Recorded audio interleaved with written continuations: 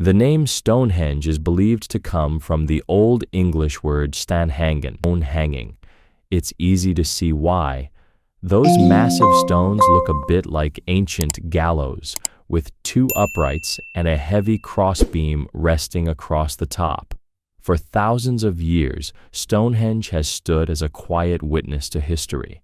Its great stones rising from the gentle English plains, crafted by hands whose secrets are long forgotten. Some of these stones weigh nearly 70 tons, and a few were hauled over 150 miles from distant Wales. It's hard to imagine how people, thousands of years ago, could have achieved something so extraordinary.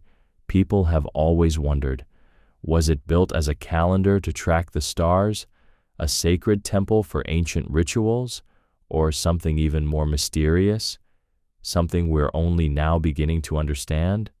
Thanks to modern science and archaeology, researchers are finally uncovering new clues, hidden beneath the soil and etched into the stones themselves, revealing a story far stranger and more fascinating than legend ever told. So, if you love uncovering ancient mysteries and mind-blowing discoveries, make sure to subscribe and turn on the notification bell so you never miss an episode. Now, join us as we step into the heart of one of history's greatest enigmas, the Stonehenge mystery, finally solved by scientists. For centuries, Stonehenge has been surrounded by mystery. Its towering sarcens and smaller bluestones have sparked endless debate among historians and scientists alike. But now, one of its biggest puzzles, the true origin of those smaller iconic stones, may finally have an answer. At the heart of this discovery is a single rock known as the Newall boulder. Unearthed nearly 100 years ago, this football-sized stone has divided experts for decades. Did it arrive naturally, carried by ancient glaciers from Wales? Or was it deliberately transported by people more than 5,000 years ago, across 125 miles of rugged terrain? A research team led by Professor Richard Bevans from Aberystwyth University decided to settle the question once and for all. Using advanced geochemical and microscopic tests, they compared the Newall boulder with stones from Craig Rhos y Phelan, a rocky outcrop in North Pembrokeshire, Wales. The results were remarkable. The boulder turned out to be a perfect geological match, showing no signs of being a glacial erratic. In other words, it wasn't randomly dropped by retreating ice. Instead, it was almost certainly transported by Neolithic people, who were already quarrying stones from that same Welsh site around 3000 BCE. The chemical fingerprint, identical levels of thorium and zirconium, linked the Newall boulder and several Stonehenge fragments directly to Craig Rhos y Phelan. Even more intriguing, another buried stone at the site, known as Stone 32D, was found to share the same rock type, a foliated rhyolite, not the spotted dolerite it was once thought to be. This unique rock, with its chalk-enriched surface from centuries underground, strengthens the case that humans, not glaciers, brought it here. Moving stones weighing up to 3 tons all the way from Wales to Salisbury Plain would have been an extraordinary feat of planning, strength, and determination. Most archaeologists now agree that Neolithic builders accomplished this incredible task. But a few researchers, like geologist Dr. Brian John, still defend the glacier theory, pointing to scratches he believes were caused by ice dragging the rocks across the landscape. However, the new study challenges that claim head-on. Those marks, the researchers say, could just as easily be the result of natural weathering. And perhaps the strongest argument of all, if glaciers had carried the stones, we'd expect to find similar rock fragments scattered across southern England. Yet they appear only at Stonehenge. That, scientists say, is no coincidence. The latest findings don't just question Dr. John's glacier theory, they completely overturn it. The research team was clear in their conclusion. His arguments lack evidence, and presenting them as fact is misleading. Their reasoning is simple. Stonehenge itself is the proof. The fact that this massive monument still stands today means Neolithic builders had the skill and determination to move stones weighing up to 40 tons into precise positions. Unless we believe these enormous slabs just happened to be lying exactly where they needed to be, it's clear they were transported, whether just a few meters or hundreds of kilometers. And if ancient people could manage the giant sarsens, moving the smaller bluestones, each weighing just 2 or 3 tons, would have been far less demanding. The sarsens themselves are impressive, towering more than 7 meters high and weighing over 20 tons each. Most of them came from West Woods in Wiltshire, about 20 miles away. Even more astonishing, the famous altar stone is believed to have come all the way from Scotland, nearly 470 miles to the north. That single journey alone shows that long-distance stone transport wasn't just possible thousands of years ago. It was intentional. We may never know the exact methods used, but history gives us some valuable clues. Indigenous communities around the world have shown that it's possible to move multi-ton stones over great distances using only ropes, wooden sledges, and simple trackways, all tools that would have been available to the builders of Stonehenge. And that's part of what makes Stonehenge so extraordinary. While most Neolithic stone circles were built using whatever rocks were found nearby, this one was crafted entirely from stones brought from faraway places. Such effort suggests that Stonehenge wasn't just a ceremonial site, it was something much bigger. It may have been a unifying project for ancient Britain, a symbol of shared identity and purpose, a political and spiritual statement carved in stone, connecting people to their ancestors and the cosmos itself. The new research leaves little doubt. The bluestones were carried by human hands, not dragged by ancient ice. The real mystery now isn't whether people brought them here. It's why they went to such extraordinary lengths to do it. But what if Stonehenge's true purpose was far more precise than anyone imagined? Keep watching, because what comes next might just change everything you thought you knew. Could Stonehenge's real purpose have been as a solar calendar? For thousands of years, people have looked up at those stones and wondered, what was it really built for? New research suggests we might finally be close to the answer, and it goes beyond rituals or burials. According to Professor Timothy Darvill from Bournemouth University, Stonehenge could have been one of the world's very first and surprisingly accurate calendars. Writing in the journal Antiquity, Professor Timothy Darvill proposes that the massive sarsen stones, the largest blocks at Stonehenge, weren't placed at random. Instead, he believes they were carefully arranged to create a simple yet sophisticated perpetual calendar based on the solar year of 365.25 days. According to his study, the sarsens that form the trilithons, the outer sarsen circle, and the rectangle of station stones were all set in place between 2620 and 2480 BCE, and astonishingly, they've remained in those same positions for more than 4,000 years. At the heart of this theory lies the sarsen circle, arguably the most iconic feature of Stonehenge, built from 30 upright stones topped with 30 horizontal lintels. It wasn't just an architectural marvel, it carried deep meaning. Each of those 30 stones, Darvill suggests, represented a single day within a Neolithic month. In this ancient calendar system, a month consisted of 30 days, divided neatly into 3 weeks of 10 days each. 2 stones, labeled S11 and S21, stand out because of their slightly different shapes, which may have marked the beginning of the second and third weeks. Multiply those 30-day cycles by 12, and you get 360 days in a year. But what about the remaining days that make up a full solar year? According to Darvill, Those were symbolized by the 5 gigantic trilithons, the towering pairs of stones with lintels that form a horseshoe shape at the monument's center.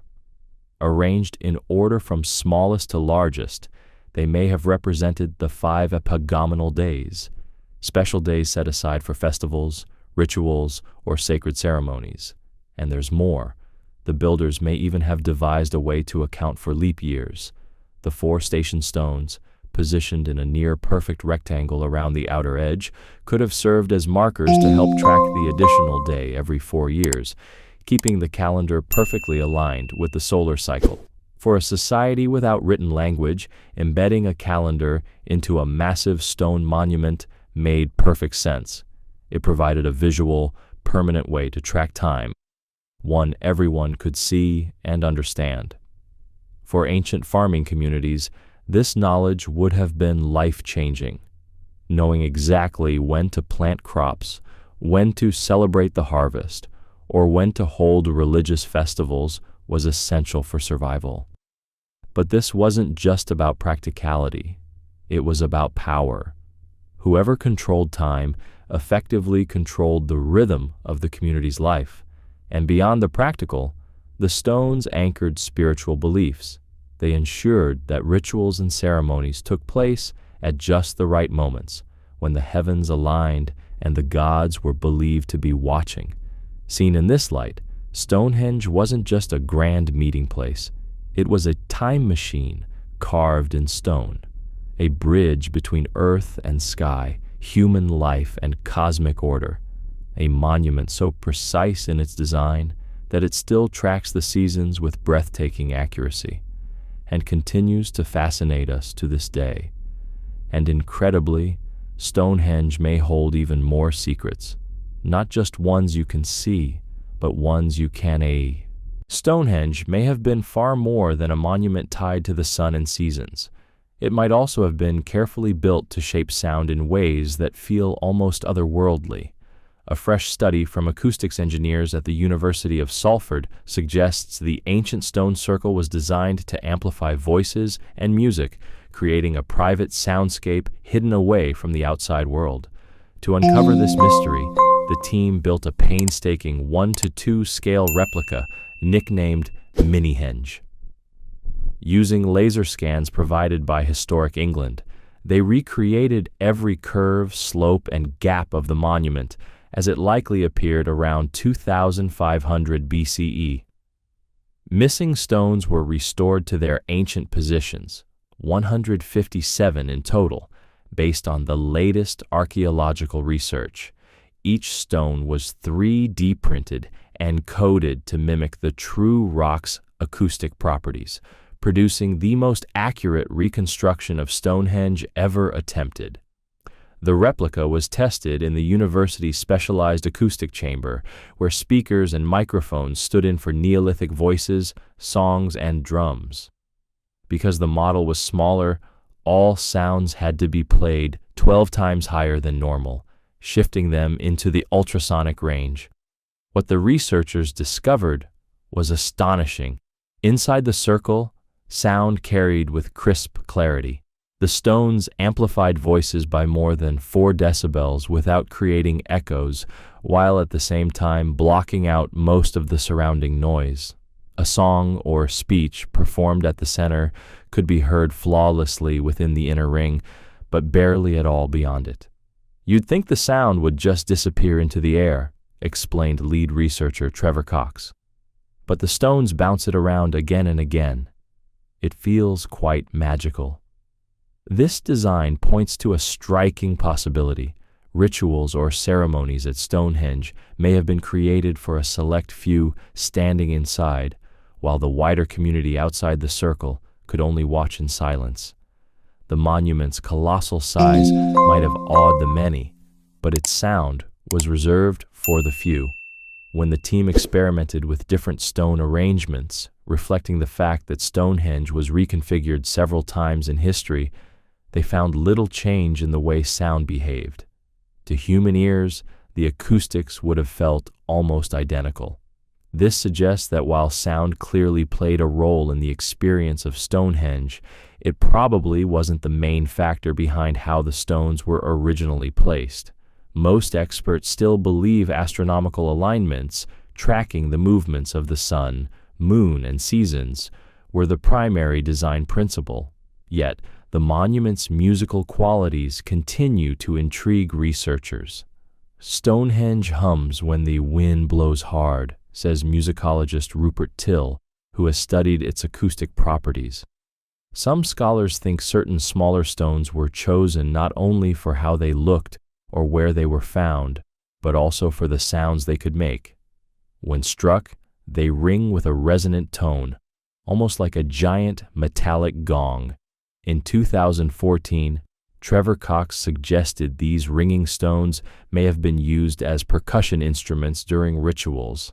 That theory gained weight in 2013 when a team from the Royal College of Art managed to play Stonehenge's stones like a massive xylophone, producing a strange, otherworldly music. Their study, published in Time and Mind, the Journal of Archaeology, Consciousness, and Culture, even concluded that the monument's sound effects would have been much stronger in ancient times, before modern concrete reinforcements dulled their natural vibrations. If that's true, Stonehenge was not only a place to watch the skies and mark the seasons, but also a stage where stone and sound merged, a theater for vision and song alike. And it raises a deeper question. Could the origins of Stonehenge be tied to something truly magical? Let's find out. Long before scientists studied its stones with lasers and microscopes, Stonehenge lived in the realm of legend. And in those ancient tales, one name towered above all others: Merlin, the mystical wizard of King Arthur's court, master of spells, dragons, and the very forces of nature. According to medieval lore, Stonehenge wasn't built by human hands at all, but by magic. The story begins in the 5th century, after a brutal massacre of British nobles by invading Saxons. King Aurelius Ambrosius, uncle to the future King Arthur, wanted to honor the dead with a monument unlike anything seen before. Ordinary stone wouldn't do. He needed something eternal, something infused with power. Merlin had the answer. In Ireland, he said, stood a circle of giant stones placed there by ancient giants, stones said to hold mystical healing powers. These were known as the Giant's Ring, their origins traced in legend to Africa, brought to Ireland by supernatural beings. King Aurelius sent an army to seize them. The soldiers won the battle, but they couldn't move the enormous stones. That's when Merlin stepped forward, summoning his magi, to lift the megaliths into the air and carry them across the sea to Salisbury Plain, where he arranged them into the sacred circle we know today. The tale first appeared in Geoffrey of Monmouth's 12th century Historia Regum Britannia, a blend of folklore, national pride, and poetic imagination. But for centuries, it was taken as truth. Many genuinely believed giants, wizards, or other supernatural forces had raised Stonehenge. After all, how else could people thousands of years ago have built it without modern tools or machines? And the Merlin legend is just one thread in a tapestry of myths. Some say Stonehenge is the burial place of two kings, Uther Pendragon, father of Arthur, and King Aurelius himself. Others claim it predates the biblical flood, its origins tied to a lost civilization, or even survivors from Atlantis. Even Julius Caesar's Romans believed it was the work of ancient Druids. To medieval minds, its perfect design and massive stones seemed far too extraordinary to be ordinary human work. Myths didn't just try to explain how it was built, but why it existed at all, and magic felt like the only answer. Today, we know Merlin's role is pure legend. Yet, the site still draws people for its deep spiritual pull. Modern Druids and pagan groups gathered during the summer and winter solstices, honoring the same solar alignments the ancient builders once marked. It turns out they're closer to the truth than they think, not magic, but astronomy. The stone's alignment with the rising sun at the solstice shows a sophisticated understanding of the heavens. In the end, the real story isn't about sorcery or giants. It's about generations of humans working over centuries, creating a monument that blended ritual, mystery, and cosmic meaning. Yet beyond the myths and magic lies another cosmic clue. Let's find out what it is: Stonehenge's secret lunar connection. For centuries, people have marveled at Stonehenge's breathtaking solar precision. On the summer solstice, the sun rises directly above the heel stone at the monument's entrance, sending its first golden rays through the heart of the circle. On the winter solstice, the sunset lines up just as perfectly, slipping away toward the southwest beyond the stones. These alignments prove that Stonehenge was built with the sun in mind. But now, researchers are exploring something even more mysterious: the possibility that the monument was also designed to track the moon. The key lies in a rare astronomical event known as a major lunar standstill. This phenomenon occurs only once every 18.6 years, when the moon rises and sets at its most extreme points along the horizon. It's a subtle, slow-moving rhythm of the cosmos, something ancient skywatchers would have needed decades to observe and fully grasp.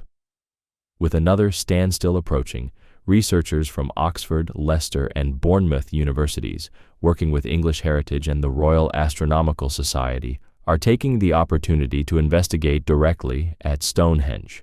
At the center of this theory are the 4 station stones, which once formed a large rectangle around the monument. Only 2 remain upright today, but archaeologists believe their original placement may have marked the moon's extreme rise and set points during a standstill. To test this, the team has launched a year-long project. Using the rare alignment, they will record detailed measurements, capture the shifting patterns of light, and study how the moon's glow interacts with the ancient stones. Tracking the moon's extremes is far harder than tracking the sun, explained Dr. Amanda Chadburn of the University of Oxford. It demands precision, clear skies, and patience. We want to recreate what it was like for the builders to witness these striking moon rises and moonsets, and how the light and shadows moved across the monument. Stonehenge's lunar connection may stretch back to its earliest days, around 3000 BCE, when the site served as Britain's largest Neolithic cremation cemetery. Many of the earliest burials were placed in the monument's southeast corner, exactly where the moon reaches its most southerly rise during a standstill. Later, around 2500 BCE, the towering sarsen stones and the station stones were added, perhaps continuing a lunar tradition that had already lasted for generations. Over thousands of years, Stonehenge has survived neglect, decay, and even deliberate damage, yet its alignments to both sun and moon still speak to us across the ages. And that raises a new question: how has this monument endured for so long against time and human hands? Stay tuned to uncover the secrets of its survival through centuries of vandalism and modern threats. Over the centuries, Stonehenge has faced a surprising and relentless enemy: people themselves. Long before it was ever protected as a heritage site, the monument was slowly dismantled piece by piece. Up until the 17th century, stones actually vanished from the circle, cart, a way to be reused in local building projects. By the 19th century, visitors weren't just admiring the stones. Many were chipping off fragments with chisels to take home as souvenirs. The 1970s brought new challenges when the annual Free Festival drew crowds to the site.